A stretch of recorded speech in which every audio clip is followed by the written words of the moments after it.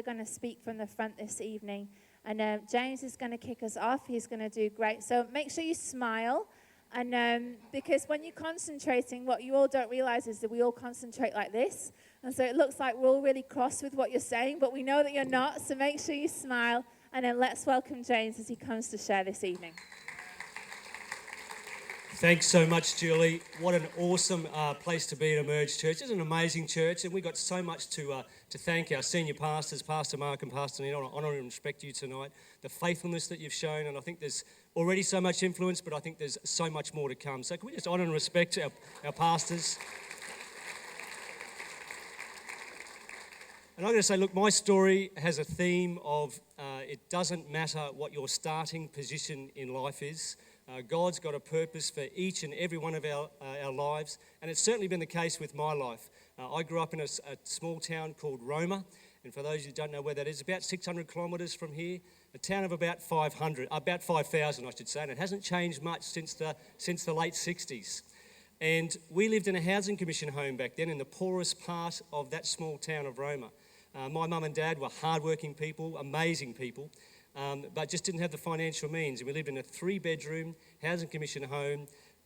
My mum, dad, and 6 boys. So I can hear the groans, I think, from the mums and the ladies particularly, thinking about 7 males in the 1 3-bedroom house. So she deserves some honour and respect too, my mum. Praise to her, and my dad, they're great people. But I certainly had humble beginnings, great childhood, but humble beginnings financially.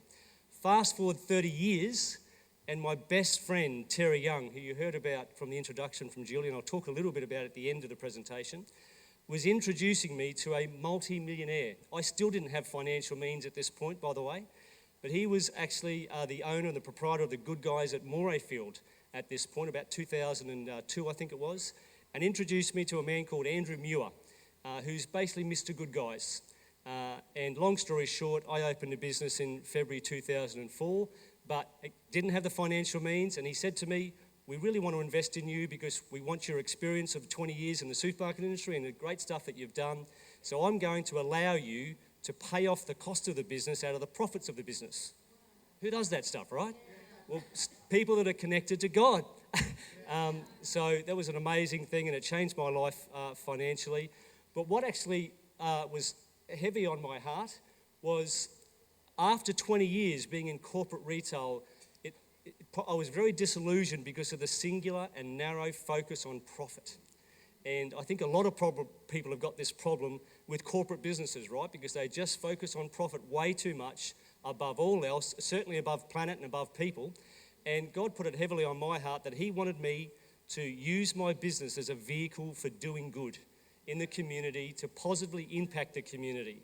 And, you know, the time of being a Christian and the reading the Word and my devotion time, it was all to this point to be able to show an example of a business that could use the business of doing good. And I come up with a theme of, rather than focusing on singular profit, focus on people, planet and profit for a purpose. And I'm going to show you a video that's going to give you a little bit more insight to what I'm talking about. But after about 6 or 7 years doing a lot of great stuff in the community around sustainability, around environment, around people, we won some state awards and I guess increased our circle of influence. And for that reason, Channel 10 wanted to do some stuff on us. But we're at 90% waste free. So we'd reduced our waste by 90%. So we had 10% to go. We wanted to be the first retailer in Australia to achieve a zero waste position to landfill. It's what the video is about, and then I'll unpack the story a bit more. Every day we make choices when it comes to rubbish, mainly to reuse, reduce or recycle. One retail business is taking it to a whole new level as it tries to ban the bin. James Brockhurst is on a quest to create the first Aussie business to produce zero waste. I want to make the biggest difference I possibly can for our future generations. I've got children, I've got grandchildren. For 6 years he's wrestled with rubbish. The quantity of landfill he saves is extraordinary. The I Trade Initiative, over 23 tonne. Our Boys Town Partnership, where we help disadvantaged youth get jobs, we've saved 72 tonne. With our EPS, expanded polystyrene recycling, since 2006, over 5 tonne a year. So that's a pretty good start. Students even collect old electrical products for class. In total, the business recycles 90% of its waste through partnerships. We've actually got a partnership with the 2 local schools. Right. So they're going to look after the food scraps, and that will be going into their gardens. A successful pilot initiative has seen the company recognised with the State Government Climate Smart Award. Workers and customers are educated about the environment, helping to reduce emissions and water waste. James and his mate Leo Sines even designed and built their own polystyrene shredder. Well, it was trial and error. We had to do, quite a few prototypes. Just to give you an idea, every one of these boxes is filled with polystyrene. And at this store alone, that equates to around 5 tonnes of rubbish. But once recycled, that instead can be turned into picture frames. In Queensland, less than 1% of stores recycle polystyrene. It's so disappointing to see so much polystyrene just going to landfill, and we can do so much more. The successful pilot scheme has been expanded to other stores. For any business looking to do their bit, there's 3 tips. Assess what your waste is first of all. Then find partners. Most businesses, their trash will be someone else's treasure, and get your staff involved. They're old philosophies for new problems. Jonathan Lee, 10 News.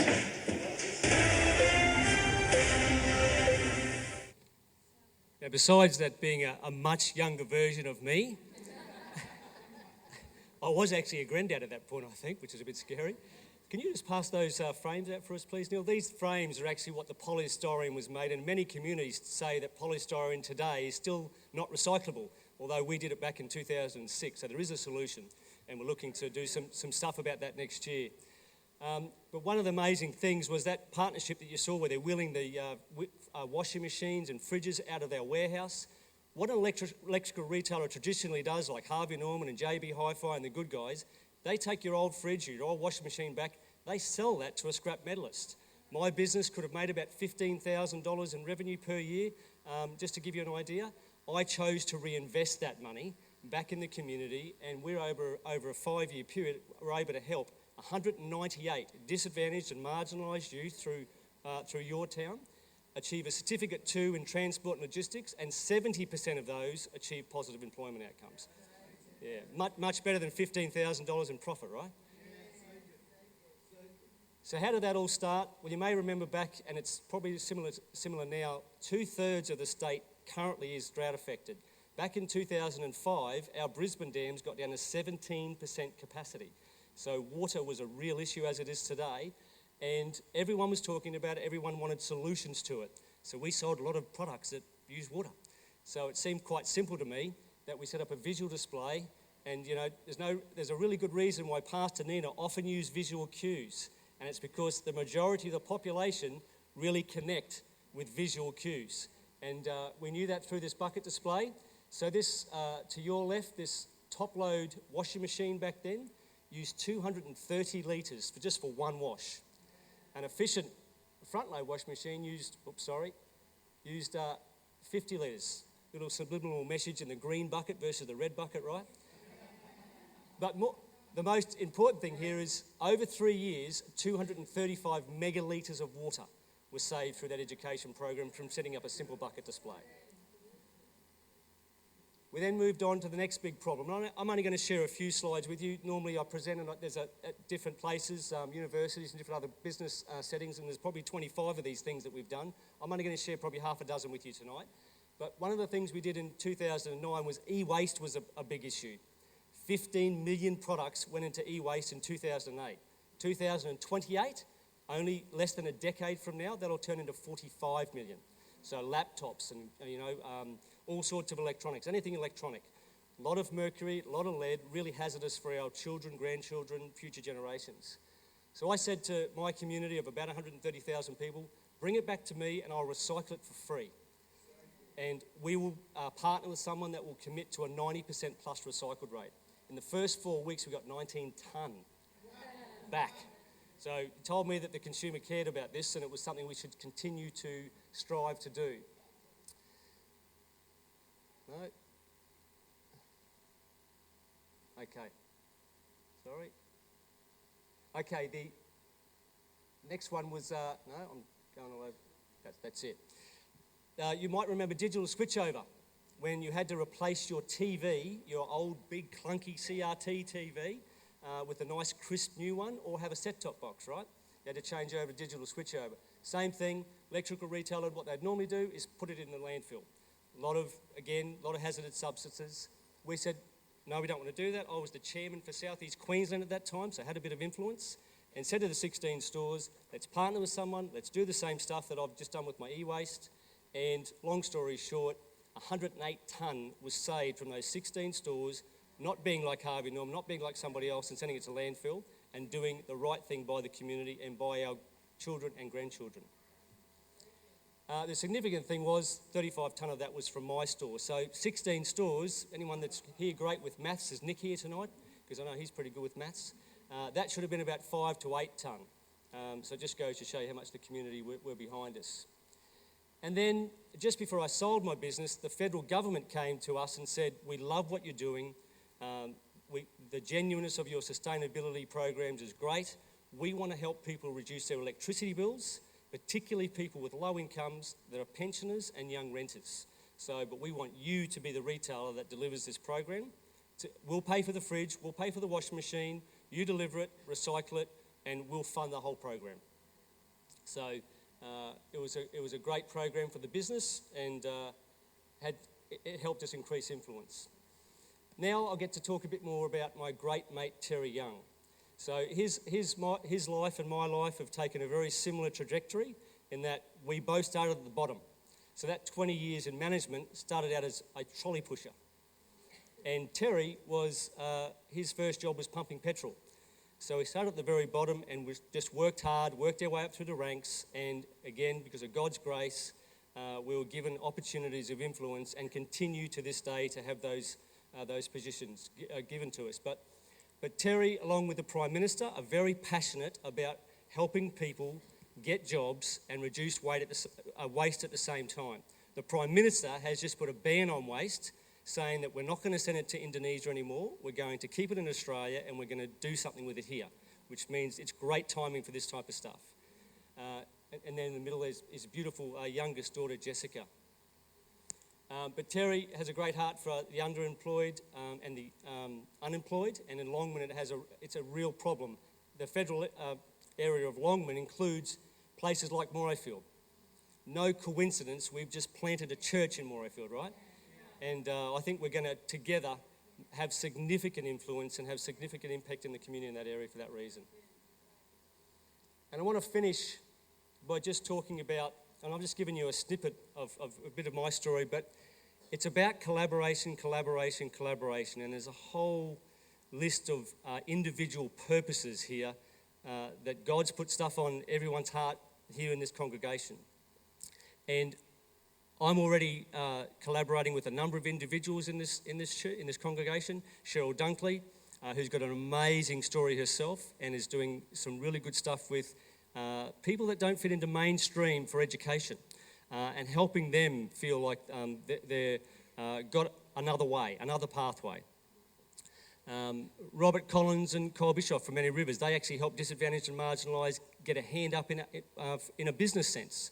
And David Allen, who's here tonight with his lovely family, is already sourcing for us. He's an IT professional that works in the residential and commercial area for services in relation to IT, does amazing stuff, got a great heart for Jesus, and is actually got e-waste at his home right now because he's saving it up for us, because the next step for Terry and I is to launch a social enterprise that takes every waste stream you could possibly think of.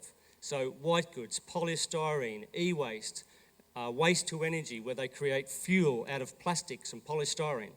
So every waste stream you could think of, and we're going to create jobs out of that. With car manufacturing going overseas, you've got artificial intelligence, robotics, automation. You only have to think about the humble checkout operator. It used to be there'd be 15 in the supermarket, now there's 2, and there's a self-serve checkout where you serve yourself. That's a great example of automation. But that's a real problem for the big employment industries like retail, hospitality and tourism, health and aged care, which are the big 3 employment industries. They're heavily casualised, and we've got to find solutions to those problems. So that's what Terry and I intend to do with the help of the Prime Minister and people in this church that we're collaborating with. I'm excited by it, and again, I congratulate Pastor Mark and Pastor Nina for creating an environment for us to increase our influence in our own lives. So thanks very much. So good. Let's welcome Claire as Claire comes up to share. Thank you. It sounds like coffee's all around on Dean tonight. I truly believe that right now we are in a creative revival. And I say that because I believe that it's not just in the area of the arts, it's also in maths, it's also in science, it's in every area that we are in, every industry that we're in, every school and university that we are in. Because ultimately God is the almighty creator, and we were created in his image, and so we were created to create. And so if you think about it, like if I put it into business context, if you are growing and creating systems and putting things in place, you bring life. So creativity brings life. So what kind of conversations are you creating? What kind of systems are you putting in place? Because you can bring life and light into all the circumstances that you are in. As soon as a business stops creating and stops growing, it dies. And so we have the power within us to create wherever we are going, to be that influence wherever we are going. Now, I am obviously going to share my story about I had brain and spine surgery, and then from that became an artist and designer, and am now putting ceiling art on the roofs of hospitals. But before I get into that, I truly believe that I have 3 words for you tonight. So if you have a journal, please open it up and write these down. So the first word is identity in Jesus Christ. So what I mean by that is, there's a scripture in Matthew 16 where it speaks about Jesus. He's speaking to his disciples, and while he's speaking to them, he says, "Who do you say that I am?" And Simon Peter says, "You are the Messiah." And Jesus is like, "You're right, I am." And you couldn't have gotten that from any book. You've gotten that because God the Father has revealed that to you. So for yourself, who do you say Jesus is? Is Jesus your Messiah tonight? If he's not, I encourage you to ask God to reveal it to you. Do you believe that Jesus is your healer, your provider, your freedom, the lover of your soul? Who is Jesus to you tonight? Because once you know who Jesus is, once you understand who he is to you, then you give him space to tell you who you are. So in the scripture, it continues, and it says that Jesus says to Simon Peter, he's like, "You're right, this is only a revelation from God the Father, but now let me tell you who you are. Let me tell you who you need to be." He's like, "Simon Peter, you are Peter, the rock on which I will build my church." And he continues to bless Peter from that point on. So identity is a massive thing. And I'm going to explain it also just through my own story. I had a bit of an identity crisis for years, really, because one, moving from South Africa to Australia, I was like, what am I? I don't know. And then... And actually, this January, I've been here half my life. So, but then when my brain and spine surgery came, a lot of loss came with that. And so, in that time, I needed to relearn how to walk, relearn how to see, relearn how to swallow. I couldn't regulate my temperature, so the change of temperature by even a degree, I'd fall on the ground and literally convulse. So my husband would rush over and throw blankets on me just to calm me down. I had lost memory. I don't have any memory of my courting days with my husband. And short-term memory, if we're in a conversation and I kind of start looking blank, it's not because I'm trying to offend you, it's because I actually don't know what we're talking about. So there were a lot of losses. Oh, and even in exercise, I couldn't do certain things. Being a mom, I lost my position as mom because for at least when I first came out of surgery, I had to have 3 carers. So Yaya and Grandma became mom for like the first 6 months after I came out of surgery. So there were a lot of losses, and I was like, who am I? I don't know who I am. I don't know who I am. And in that too, then not only losing my identity, there was all this hurt and disappointment from God. You're supposed to be this God that's my healer. God, you're supposed to be this God that's my provision. Like, where are you? You know, like, of course he was there. And my brain and my mouth could say that's what he was. But my heart no longer believed it. And so one thing that came from all of that was, it took a few years, but finally the adrenaline from everything settled and serious, severe depression hit me. To the point where I had been fighting to live for my kids, and instead I was wanting to take my life. And that was even up until this year. So Planet Shakers came, and my kids actually forced me to go. To be honest, my heart was in such a bad place that I sat in the back row, and I was like, I could be washing my dishes right now. Who wants to wash their dishes over praising God? But that's where I was at, you know. And so through I suppose the 3 days of the conference, I firstly had to realize that I'd forgotten who Jesus was in my life. And then over those 3 days, then God revealed to me who he was. And by the end of the 3 days, I was healed, completely healed from very dangerous depression.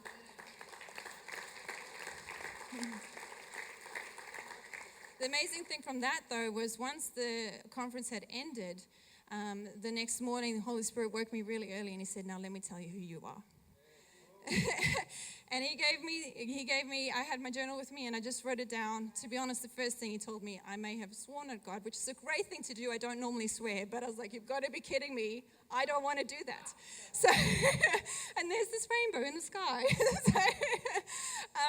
But you know what? As soon as Jesus tells you who you are, you walk differently. From that moment on, I love people differently.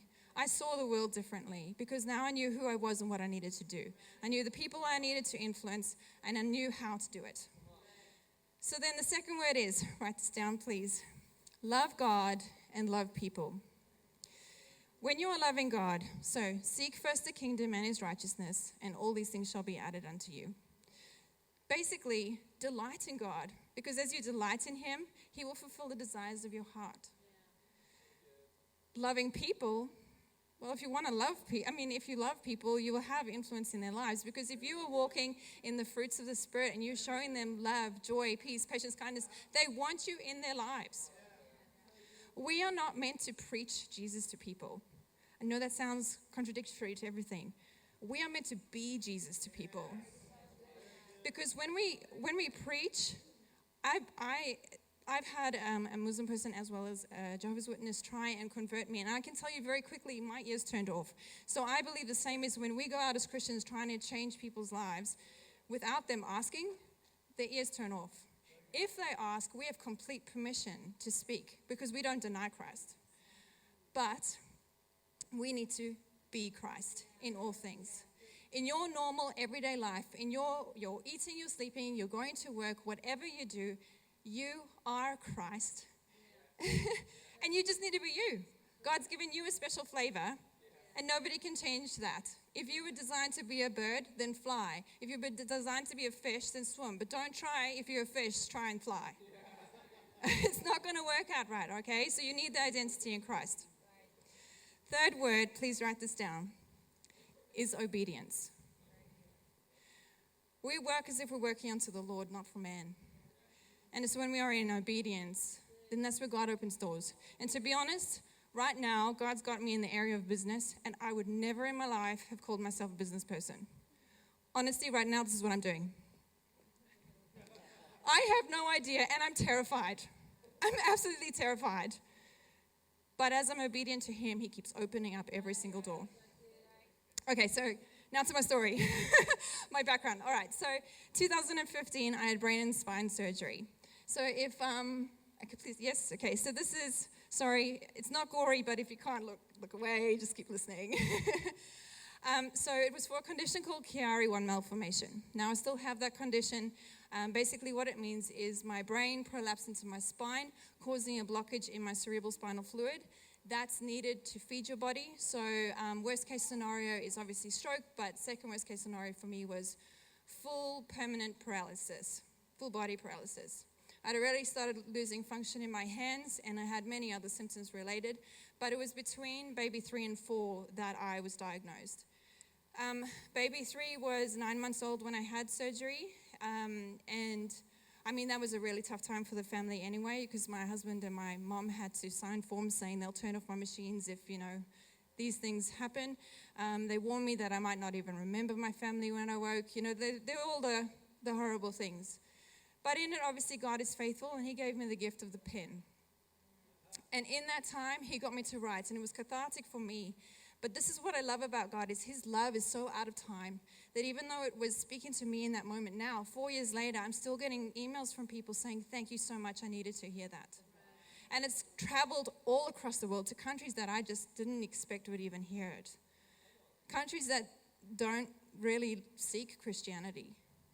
So that was before surgery. After surgery, obviously I was very unwell, but then God gave me the gift of the paintbrush. Before surgery, I was not an artist. After surgery, he made me an artist. So with the paintbrush, I just used it as art therapy. Like I said, I was just played to heal. If you're sick, play to heal. And then as I painted, then slowly but surely people asked to purchase my works. And then over time now, I've got pieces in retail. And then now where we're at right now is, like I mentioned before, we have ceiling art on the roof, the ceiling of the Royal Brisbane in the ward that I was in. Now, to give you a bit of background with the ceiling art, when I came out of ICU and was moved into the recovery ward, there were 3 other patients with me. They were also very, very ill. And I remember 2 main things. One was the sterility of the ceilings, because when you are in waiting rooms, in recovery rooms, wherever you are, you're sitting by yourself. You're not having a fat chat with a friend. You're sitting there trying to control your thoughts. And all we could see were these ceiling tiles. And so you try and count them, and then you lose track, or what's going on. But the hospital is really set up for your physical needs, but when it comes to your spiritual and your mental health, it's got some catching up to do. So I noticed that, and then also noticed that the people that were in the waiting room with me, recovery ward, they had all said no to chaplains, and I was like, God, how do we get us in here?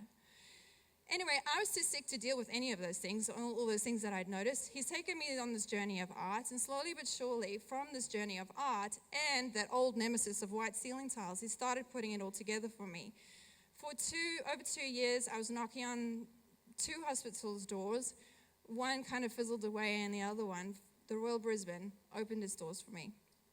Where we are at right now is that about a month ago, they opened the doors and they said, come to an executive board meeting. We want you to tell us about your idea. I was imagining like 4 people. I walked in and the room just kept going, boop, boop, boop, boop, boop. And then and I went to kind of like sit in my seat, okay. And as I'm going, didn't make it to the seat, they're like, oh, this is Claire Ackley, you're presenter for the morning. I'm like, and I'm Claire Ackley, the presenter for the morning,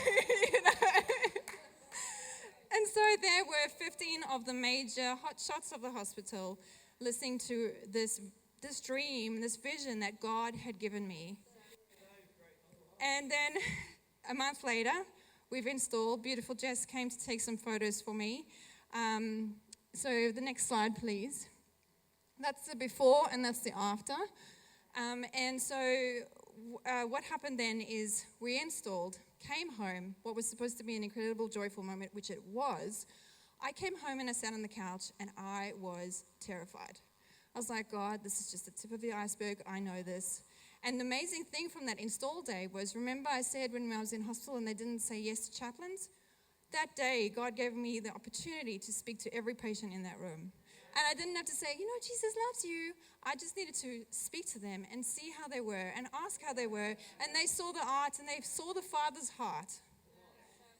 So with the ceiling art, what happened after that was about 2 weeks later, I posted just on my private Facebook page, basically like a little blurb of what's happened, and it went viral.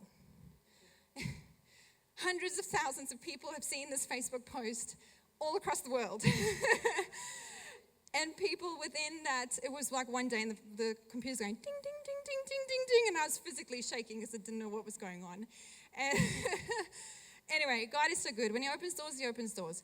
And so the next day I was doing a podcast. The next day I did 9 Honey, which was an interview for basically the lifestyle arm of 9 News. The next day was a video interview with 7 News. The next day was Courier Mail. This coming Tuesday is a radio interview. And so he just, when he wants something to happen, he will bring the provision. And And as he's opened these doors, we've now got a GoFundMe going up because the stage 1, I just donated free. So it was a cost to me because I wanted to bless the hospital for just blessing me. Stage 2 now, I still want to bless the Royal because that is where I've come from, basically. And even though this is a business, I have 4 other hospitals interested. I'm not doing fundraising for them, but I am for the Royal because I still want these tiles to be free to them. And so I have a GoFundMe up there, and it's amazing. People, the reaction from the Australian public has been incredible.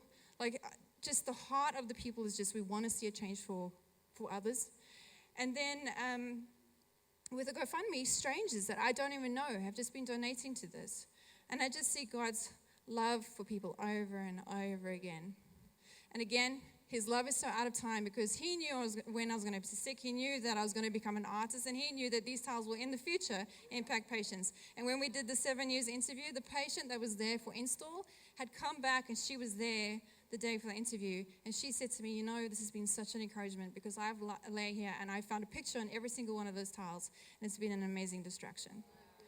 So that is where we're at. But I couldn't have done that if I didn't know who God was in my life. I couldn't have walked in that power of him being my provider and my healer. I couldn't have done that if I didn't know who I was and what he had called me to do. He told me to be a light and to bring color. I'm bringing color. And then I just needed to love him because he just delights in us. I could have painted for no other reason other than just to paint for fun, and he delights in that. And then I need to love the people that he told me to love in obedience. Be my normal, everyday me. Same for you. Be your normal, everyday you, because there is power in that, there is influence in that. Whatever industry you're in, whatever university you're in, whatever school you are in, you have power to have influence by creating life, by being light, and that's by being you. Thank you. Amazing.